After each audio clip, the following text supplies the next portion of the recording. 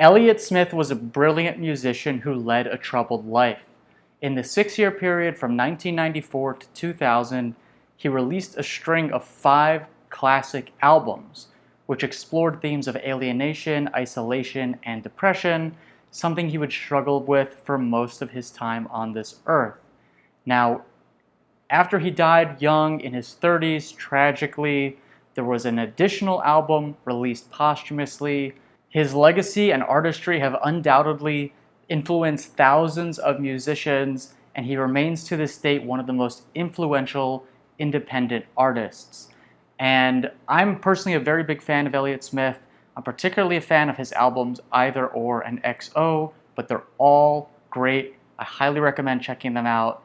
And so it's no surprise that on this episode, we're going to be delving into his ancestry. Now, what you may not know is that he was born Stephen Paul Smith, and that he has roots that go back to farming communities in Ohio, as well as additional branches that go back to the Mormon church. And when I say they go back, I mean really far back. The LDS, or Latter-day Saints movement, is actually responsible for indexing and digitizing millions and millions of pages worth of genealogy documents. So it's very fitting that in today's episode, we're also going to be taking a portion of his family back to the essentially a little bit after the foundation of the Mormon Church. So without further delay, I'm your host, Yonah Paley, and today we're going to be getting into the patrilineal and matrilineal ancestries of the late, great musician, Elliott Smith.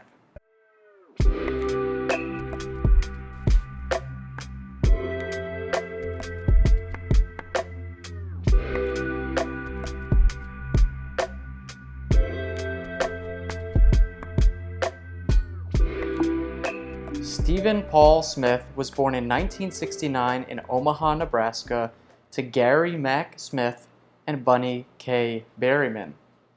His parents divorced when he was just 6 months old, and he went off to live with his mother in Texas, where he had a very troubled childhood. I'm not going to go into details about the difficulties and abuse he dealt with, but you can read about it on Wikipedia, and it's a little bit harrowing.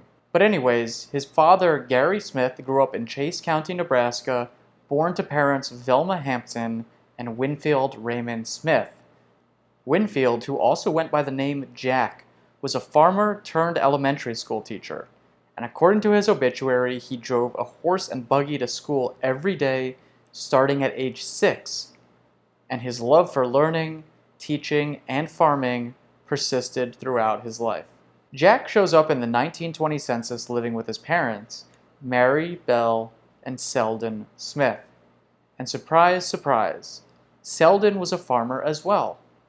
U.S. federal censuses often contain very useful details, such as the place of birth of the individual's parents, and this helps us narrow down someone with a common surname like Smith.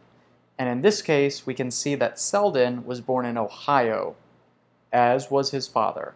However, by the year 1900, the Smiths had already left the Buckeye State to settle in Nebraska, living on, you guessed it, a farm.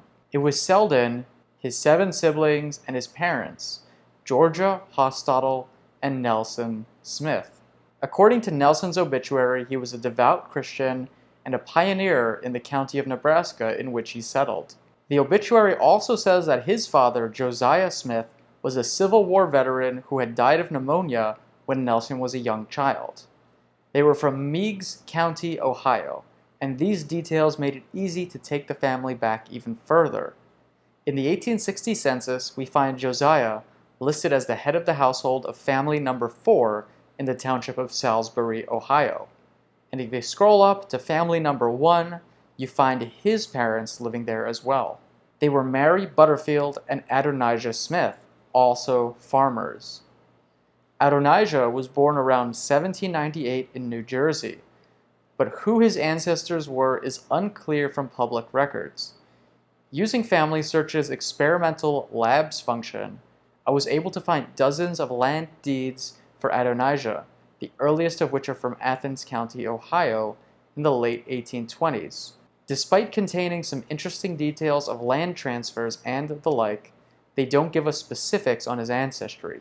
Stick around since I have a planned YouTube episode going into details about Family Search's amazing labs function.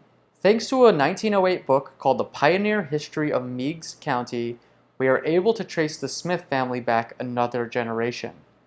Page 143 of the book says that Adonijah, misspelled as Anonijah, had 13 siblings and that his parents were Mary and Stephen Smith. Stephen had been born in New Jersey and briefly lived in Pennsylvania before settling in Ohio and dying in 1841. And so it's with Elliott Smith's fifth great-grandfather, Stephen Smith, that I finally throw in the towel. See, there's just too many people with the name Stephen Smith and just not enough definitive documents to allow us to take it back further at the moment. So with that, we're going to dive into the matrilineal part of Elliott Smith's family. But first, let's have a word from our sponsor, Trace. What do you know about genetic genealogy? You know, using DNA to uncover mysteries and build out your family branches. There is so much to learn, and that's why I'm excited today to talk to you about Trace and their DNA Academy. This is a fantastic and comprehensive course led by professional genealogists who know their stuff. There are dozens of modules covering nearly anything you could want to know about genetic genealogy. This is a crash course meant to level up your skills as a researcher. I would never recommend something to you that I didn't believe in, and I think that Trace has done a phenomenal job in putting together this course. So there's a paid affiliate link down below. If you've been looking to up your genetic genealogy game, make sure to register for their DNA Academy today. And now, back to the episode. Elliott Smith's mother was born Bunny K. Berryman in Texas to parents William Luther Berryman and Margaret June Muse. Here is the school yearbook and photo and Social Security death index for Margaret, who was born in 1920 in Davidson, Oklahoma, and died in 1999. Her parents, Edgar Price and Harriet Prudence Stafford, were, wait for it, farmers. I wonder if you're noticing a pattern here. And according to Harriet's obituary, she was a member of the Church of Jesus Christ of the Latter-day Saints, aka the LDS, aka the Mormon Church. This will continue to grow more important as we take the maternal line back further. Harriet was born in Lamoni, Iowa in 1897 to Edwin Bruce Stafford, a Mormon pastor, and Louisa Golter, whose obituary shows up in the Saints Herald, the official periodical for the Community of Christ, which is a different denomination of the Latter-day Saints movement. It is the second largest after the LDS denomination, and they reject the term Mormon to describe their members. Louisa was born in 1870 in Montana to Louis Golter and Harriet Eliza Morgan, who were pioneers in the church. Both immigrants from other countries, Louis and Harriet had married in Nauvoo, Illinois, which was a former settlement for the Mormons before the murder of their church founder, Joseph Smith. This led to the Mormon exodus, which culminated in what is modern-day Salt Lake City, Utah. Indeed, the couple show up in the 1850 U.S. federal census, living in Great Salt Lake, Utah. Despite knowing relatively little about the church, I find it fascinating that Elliott Smith's ancestors played a major role in Mormon history, probably taking place in this great migration from the Midwest to Utah.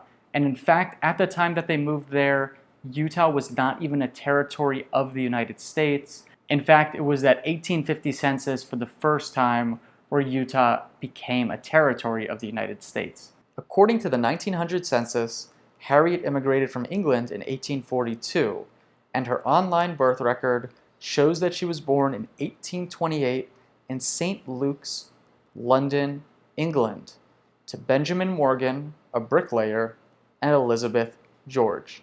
Despite acquiring Elizabeth's 1841 death record from the General Register Office in the UK, the document gives us little information besides an approximate year of birth of 1786.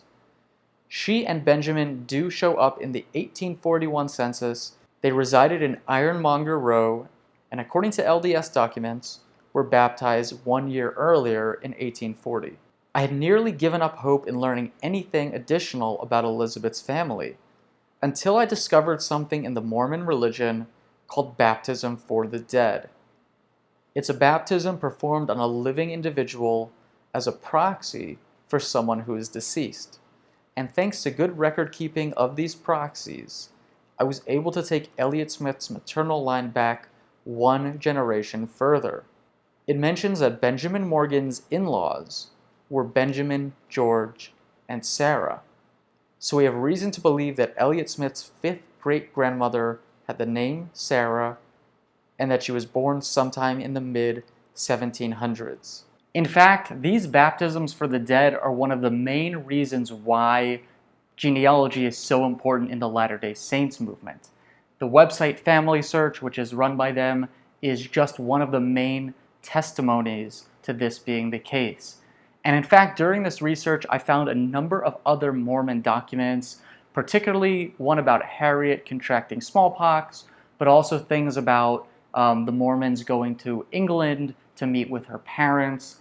There wasn't enough time in this episode to get into all of those, but the number of resources that are still preserved by the church is just staggering. And if you do a lot of digging online, you'll find a huge number of these digitized records. So there you have it, the paternal and maternal ancestry of a unique and talented artist, as well as his extremely interesting genealogical past.